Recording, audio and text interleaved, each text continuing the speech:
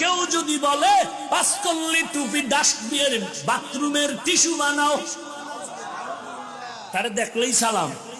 সব বেটা দেখলেই ফিদা, দেখলেই ফিদা, দেখলেই ফিদা।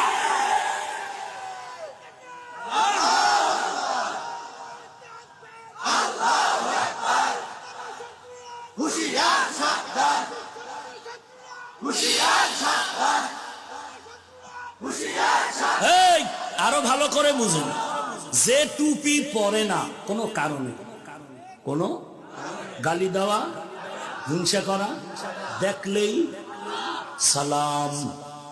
কেউ যদি আমার নবীর আদর্শের টুপিকে হিংসা করে বলে টুপির দরকার নাই, দেখলেই দেখলেই ফিদা, দেখলেই। একজনে দাঁড়িয়ে রাখতে পারে না, গালি দেওয়া যাবে না, হিংসা করা যাবে না, দেখলেই দেখলেই। কিন্তু কেউ যদি বলে দাড়ি রাখার দরকার নাই, দেখলেই ফিদা, দেখলেই ফিদা, দেখলেই। কারণ আমার নবীর সাথে বেয়াদবি করলে তার জন্য ফাইনাল ফতোয়া, তার দুনিয়া থেকে বিদায়। এটা ইসলামের ফতোয়া, কথা বুঝেননি?